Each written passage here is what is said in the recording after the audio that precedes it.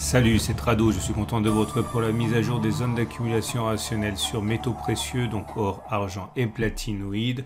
On va commencer par les actualités et également je vais faire un point sur l'or libellé en dollars et mettre en perspective sur des unités un petit peu plus longues. Alors je vous avais demandé si vous vouliez que je reproduise le format de l'or en euros que je vous ai proposé samedi dernier, un peu plus long, il faut faire le point. Et en dessous des commentaires, vous m'avez demandé de faire la même chose pour l'or en dollars, même si encore une fois, nous, Européens, on se fiche un petit peu de ce qui se passe dans la monnaie de l'oncle Sam, puisqu'on investit en euros avec des euros en or, et c'est vraiment ça qui nous importe. Mais ça peut être aussi intéressant, vu que par sympathie, très souvent, l'or en euros fait ce que lui dicte avec plus ou moins de réactivité et d'élasticité, hein, l'or libellé en dollars. Mais avant toute chose, quelques petits articles que j'ai trouvés pour vous qui pourraient vous intéresser. Le premier article que j'aimerais vous montrer, c'est un article qui est très intéressant et qui reprend de manière un petit peu plus carrée des choses qu'on a déjà dites lors des précédentes mentions à ce phénomène. Que se passe-t-il avec l'or lorsqu'il y a de la récession et lorsqu'il y a de l'inflation? Alors lorsqu'il y a de l'inflation, ça c'est facile, hein. Quand il y a de l'inflation, ça monte et puis c'est tout. Par contre, ce qui parasite un petit peu la situation actuelle, c'est qu'on a de l'inflation et de la récession, c'est-à-dire qu'on a le pire des deux mondes, puisque c'est un mélange de ce qu'il y a de plus mauvais en termes de croissance, à savoir une croissance ralentie, voire négative, lorsqu'on est dans une période vraiment grave de ralentissement économique, et alors que normalement pendant les récessions, l'inflation devrait normalement se réduire, hein, puisque l'activité économique se réduit, et bien là on a de l'inflation qui s'accélère. Bref, ça s'appelle de la stagflation. On a eu des épisodes stagflationnistes dans l'histoire, hein, notamment dans les années 70, et on avait déjà vu que des études ont montré que pendant les périodes stagflationnistes, donc récession plus inflation, c'est justement des périodes extrêmement favorables alors comparativement, hein, aux autres actifs, notamment les actions et puis les produits de taux. Mais là, c'est l'occasion de revenir quand même sur les mécanismes en place. Alors, quand on regarde ce qui s'est passé, bon, je vais prendre ce premier graphe depuis 1970, vous voyez une corrélation très claire entre les taux de variation de l'or et le taux de variation de l'inflation. Bon, c'est pas non plus superposé, mais vous voyez que globalement, plus l'inflation s'accélère et plus les prix de l'or accompagnent le mouvement, donc ça c'est une bonne chose pour l'or. Ce qui est plus compliqué, c'est ce qui se passe en période de récession économique. Alors là, vous voyez que généralement c'est corrélé de manière inverse, à savoir lorsque en bleu c'est le taux de variation du SP500, c'est-à-dire en pourcentage l'évolution des 500 plus grandes entreprises américaines. Vous voyez que lorsque le SP500 en bleu baisse, eh bien l'or monte, ok, mais c'est pas toujours vrai. Regardez sur cette phase-là, il y a ce qu'on appelle une corrélation positive, hein, c'est-à-dire que les deux évoluent dans le même sens. Clairement, le SP500 baisse et l'or descend également. Et l'auteur, hein, de cet article explique justement qu'il y a un mouvement de fond qui est effectivement que l'or augmente lorsqu'il y a récession, et ça se voit sur ce graphe-là. Vous voyez, les récessions, ce sont les zones grises. Et vous voyez que pendant les périodes de récession, l'or globalement monte. Alors c'est très clair ici, c'est moins clair ici, puisque là ça a monté puis baissé et remonté après. Mais globalement, les chiffres montrent que en début de récession, l'or est moins cher qu'en fin de récession, mais avec des moments qui sont un petit peu plus complexes, avec ce qu'on appelle des flight to quality, c'est-à-dire qu'à un moment, les épargnants, les investisseurs ont peur de tout, donc ils vont aller soit se mettre en cash, soit acheter des obligations, notamment de dettes réputées solides, comme la dette américaine. Interdit de sourire, mais bon, c'est comme ça que ça fonctionne. Et l'idée, c'est que la relation entre la récession et le cours de l'or est relativement lâche, même si, encore une fois, globalement, lorsque la récession est là, l'or monte. Donc tout ça pour dire quoi? qu'il est normal que l'or, dans un premier temps, on l'a vu, ait progressé avec la crise actuelle, hein, avec notamment un pic au moment de l'invasion ukrainienne de la part de la Russie. Mais depuis, eh bien, l'or, on le sait, hein, depuis quelques semaines, l'or baisse en même temps que les indices, dans une bien moindre mesure, hein, mais ça baisse aussi. Et c'est complètement normal au regard de ce que montre l'historique, hein, de la relation. Donc pour faire simple, Normalement, s'il y a récession et s'il y a inflation, c'est très bon pour l'or. Maintenant, à court terme, il est pas rare et historiquement avéré que les les cours de l'or se désolidarisent un petit peu de tout ça pendant un moment avant de revenir dans les rangs. Voilà. Ça dit, on va passer maintenant à l'analyse de l'or libellé en dollars. Et comme promis, on passe à l'analyse de l'or en dollars, mais en prenant un petit peu de hauteur, un petit peu de recul. Alors c'est vrai que lorsqu'on se contente de regarder ce qui se passe depuis les plus hauts de 2022, c'est-à-dire mars, on a l'impression que la sanction est très sévère. On a perdu sur l'or libellé en dollars 12%. Maintenant, comme je l'ai fait avec l'or libellé en euros, et le constat est quand même bien différent, on va remonter les unités de temps.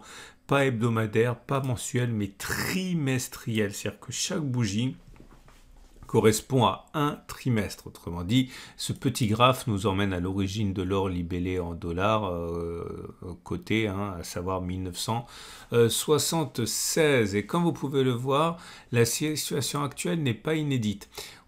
Puisque regardez ce qui s'est passé justement en 1979, on le sait, c'était juste avant que la Banque centrale américaine décide de durcir le ton avec l'inflation, et l'or a eu un rôle de protection contre l'inflation qui a été sapé, puisque la Banque centrale américaine faisait son job en augmentant les taux d'intérêt. Et ce qui est intéressant donc, c'est qu'on a inscrit un plus haut, un sommet historique ici en 1980 à 873 $, et s'en est suivi des décennies de latéralisation, pour ne pas dire de baisse, puisque si on zoome un petit peu, vous voyez que en fait c'était une dérive latérale, mais c'était davantage une dérive descendante que latérale, même si encore une fois on va voir ce qui s'est passé par la suite est intéressant. Mais on a perdu entre les plus hauts de 1980 et lors de la première impulsion, on a perdu 66%, et puis au plus bas on a perdu par rapport au plus haut 72%, encore une fois, avant d'exploser à la hausse, et c'est notamment avec les injections monétaires massives à partir des années 2000. Donc là où la politique était clairement moins, on va dire, orthodoxe. Et là, ce qui m'intéresse surtout, c'est de vous montrer ce qui s'est passé dans cette période-là. C'est-à-dire qu'après avoir connu une progression entre les plus bas, donc 2000, ça me rappelle des souvenirs, puisque moi j'ai commencé justement à m'intéresser à l'or au début des années 2000, on a pris donc 300%.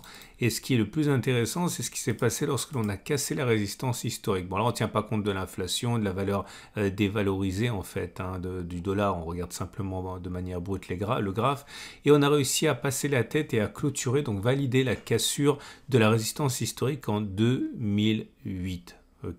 Et que s'est-il passé après? Eh bien, on a connu tout de suite une déroute assez importante, puisque, vous voyez, juste après avoir cassé, je vais le faire bien parce que sinon, voilà, juste après avoir cassé cette résistance historique là, on voit qu'on a fait ce qu'on appelle un throwback, c'est-à-dire qu'on est revenu sur la résistance fraîchement cassée. On a perdu entre les plus hauts consécutifs à la cassure de la résistance et les plus bas 34%. L'or a perdu un tiers de sa valeur en l'espace de 2 trimestres, enfin 4 trimestres. Donc en un an, on a perdu 33%. Et si j'en parle, c'est parce que regardez ce qui s'est passé ici. De la même manière, on avait une résistance trimestrielle qui a été inscrite à partir des plus hauts de 2011 ici, une traversée du désert qui nous a amené à perdre 45%.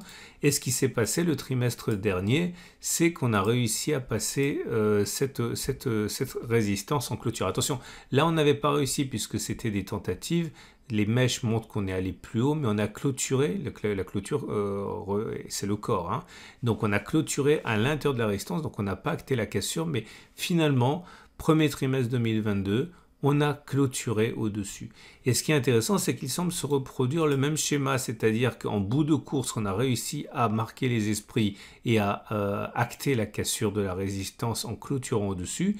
Et là, ce qui se passe, cette bougie de baisse semble s'apparenter à ce qui s'est passé avant, puisque regarde, entre les plus hauts consécutifs à la cassure avérée de la résistance et maintenant, on en est déjà à 12%, et on pourrait même aller beaucoup plus bas si on tient compte de ce qui s'est passé déjà là. Mais j'ai envie de dire que c'est trop tard en ce sens que le bien est fait. On a réussi à acter cette cassure de résistance. Et là maintenant, on peut continuer à baisser tant que l'on veut. Il restera au bout du bout qu'on a clôturé au-dessus de cette résistance et on a en quelque sorte déverrouillé le potentiel. Alors maintenant, je redescends sur les données non pas mensuelles, enfin si mensuelles rapidement pour voir. Et là, vous voyez que cette zone bleue, c'est la zone de résistance trimestrielle qui a été cassée, qu'on pourrait complètement revisiter. Pourquoi pas ne pas envisager depuis le plus bas de perdre en tout 30%, comme il s'est passé, on l'a vu lors de la précédente situation comparable. Si on perdait 30%, ça vous amènerait non seulement à visiter toute cette zone bleue, et pourquoi pas aller chercher le support mensuel, ça ferait en tout une baisse de 30%. Et si on regarde, je vous remonte ce qui s'est passé précédemment, c'est également ce qui s'est passé ici, ok, où on a perdu exactement 34%. Ok, donc voilà, on peut envisager pour l'or libellé en dollars, parce que c'est quand même l'épicentre des difficultés pour l'or, puisque c'est aux États-Unis que les taux d'intérêt augmentent actuellement, et il y a un double mouvement, un de course au rendement, c'est-à-dire qu'on a le choix entre détenir de l'or ou des actions ou encore autre chose, et puis détenir des actifs qui rapportent un taux d'intérêt, et en ce sens, beaucoup d'investisseurs décident d'investir de se désinvestir en actions, en or, pour aller chercher des rendements avec l'augmentation des taux d'intérêt américains, mais il y a aussi le fait que certains considèrent que la politique américaine va fonctionner et que l'inflation va être cassée et que l'or n'aura plus de raison d'être. Donc on peut envisager que les États-Unis et le dollar étant l'épicentre finalement de ce qui se passe actuellement, on perd 30% avant éventuellement de repartir. Alors comme d'habitude, je vous donne aucun conseil, qui suis-je pour vous dire quoi faire, je vous dis simplement ce que moi je fais. Écoutez, j'ai commencé à investir en 2000, dans les années 2000. Moi, ce qui me semble actuellement se passer est plutôt anecdotique, donc je ne m'inquiète pas. D'une part parce que je ne suis pas américain et que j'investis pas en dollars, mais en euros. Et d'autre part parce qu'encore ce qui se passe me semble assez classique. Donc maintenant on va revenir sur les données. Alors je vous montre rapidement l'or libellé en euros. Et l'or libellé en euros, on a fait une analyse complète la semaine dernière, je vous invite à regarder celle de samedi dernier, mais ça n'a rien à voir du tout, puisque là on est sur des records historiques. Et bien au contraire, on est en pleine forme, que ce soit en données mensuelles ou trimestrielles. Donc la situation est complètement différente pour l'or en euros. Je reviens sur l'or, du coup je vais continuer avec l'or en euros. Donc maintenant on revient sur les données journalières, on fait le travail habituel. J'ai expliqué qu'on était sur une zone de support majeur, ici, la zone des 1727-1748, c'est une zone d'accumulation rationnelle. Si vous n'avez pas encore investi dans l'or, eh bien sachez que beaucoup sur ces niveaux interviennent. La tendance de long terme est toujours haussière, puisqu'on est au-dessus de la M200 qui monte. La tendance de fond n'est plus haussière parce qu'on est en dessous de la M50. On a également les bougies Ekinashi qui montrent qu'on n'a pas de signe de retournement. Ce sont des bougies baissières que l'on a majoritairement, bougies rouges sans mèche haute. Donc il n'est pas du tout à écarter le fait que l'on puisse continuer de baisser, mais on est sur un support majeur et ce support majeur a parfaitement tenu lors des précédentes attaques baissières. Donc je répète pour la troisième fois, zone d'accumulation rationnelle. On passe à l'or libellé en dollars, et l'or libellé en dollars est dans une situation un petit peu plus désavantageuse, on l'a vu, mais également parce qu'on n'a pas de support sous les pieds. Alors, on a cette grande zone bleue qui est une zone de support en tant que telle, mais je ne vois pas comment on pourrait faire l'économie d'aller chercher le support des 1782-1758, zone qui a fait son effet précédemment, donc ça veut dire encore une baisse de 3%. À titre personnel, si j'investissais en dollars, je n'investirais pas avant ici, et puis ensuite, si on casse cette zone, pas avant 1724-1734. À noter que la tendance de long terme n'est plus haussière pour l'or libellé en dollars puisqu'on est en dessous de la M200 et ni la tendance de fond non plus puisqu'on est au-dessous de la M50. On passe à l'argent. L'argent libellé en euros qui est dans une situation assez délicate puisqu'on le sait, l'or pâtit de l'attaque de la Banque centrale américaine, enfin c'est pas une attaque mais des effets de la Banque centrale américaine, mais également du ralentissement qui est à l'œuvre puisque bon, avec la récession, le confinement, les reconfinements chinois, eh bien les usines fonctionnent au ralenti et donc ils consomment moins de matières premières, y compris de l'argent. l'argent. Et on se retrouve là aussi avec une baisse assez impressionnante. Ce qui est dommage, c'est qu'on n'est pas sur zone d'accumulation rationnelle. On peut envisager de baisser encore jusqu'à 19,4, 19,7, qui est la prochaine zone d'accumulation rationnelle. Donc une baisse de 2-3% n'est absolument pas à exclure. La tendance de long terme n'est plus haussière, ni la tendance de fond. La bougie Aekinashi montre qu'il est plausible que ça continue de baisser, puisque vous avez des bougies rouges sans mèche haute, donc aucun signe de rémission pour l'instant. L'argent libellé en dollars est dans une situation équivalente, mais on est sur une zone de support, un support mensuel ici à 23, 21,3. Tendance de long terme baissière, tendance de fond baissière. Cette zone de support mensuel, je vais vous montrer en données. Regardez, c'est très clair, c'est une ancienne résistance. Et cette résistance a été cassée. Non, je me suis trompé, c'est en données hebdomadaires qu'il faut la voir. Et on a cassé donc cette zone ici de résistance, et comme très souvent les zones de résistance cachées, sens de polarité deviennent support, et c'est sur ce niveau qu'on est. Donc on est sur zone d'accumulation rationnelle pour l'argent libellé en dollars. Et pour les platinoïdes à présent, pour le palladium libellé en dollars, bon, c'est pas bon. Il y a de fortes chances pour que l'on aille chercher le support des 1818 $. Ici, tendance de long terme baissière, tendance de fond baissière. Là, c'est également dû en grande partie au confinement, hein, puisque bon, la Chine consomme du palladium. Le palladium, eh bien, on en vend moins si la Chine ferme ses usines. Puis en plus de ça, s'il y a une augmentation des taux d'intérêt, les gens risquent d'acheter moins de voitures.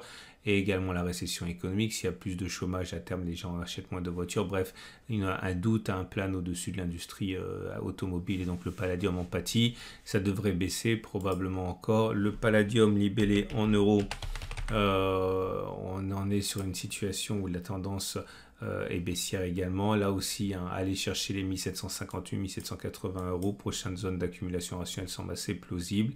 Et pour le platine, c'est pareil, hein, pour les raisons qu'on a déjà évoquées. En ce moment, on a des vents contraires, mais vous avez compris que c'est assez classique. Alors, la tendance de long terme n'est pas baissière, mais la tendance de fond est baissière. On n'est pas sur zone d'accumulation rationnelle, hein. J'ai pas de zone d'intervention avant un retour éventuel sur 855 €. Et c'est pareil pour le platine libellé en dollars, hein. Résultat assez décevant. Tendance de long terme, tendance de fond baissière, mais on est sur zone d'accumulation rationnelle, hein, les 943, 908 $. Voilà, je terminerai en vous disant que si vous voulez acheter de l'or, vous pouvez le faire avec mon partenaire. Vous pouvez passer par mon site et vous pourrez acheter la Vera Valor pour moins cher. C'est ici, vous cliquez sur la bannière au coffre et vous arrivez sur la Vera Valor d'un quart d'once, etc. Vous pouvez en acheter. Et bon, là on ne voit pas le prix parce qu'on doit être en train de remettre à jour la plateforme, mais vous pouvez l'obtenir pour moins cher. Et je vous souhaite une excellente journée. N'oubliez pas de liker la vidéo si vous avez aimé, ça me fait plaisir. Et n'oubliez pas surtout de vous abonner à la chaîne YouTube, comme ça vous ne louperez pas la mise à jour. C'est 2 fois par semaine, prochaine mise à jour mercredi. Et je vous souhaite une excellente journée. Je vous dis à mercredi pour la mise à jour.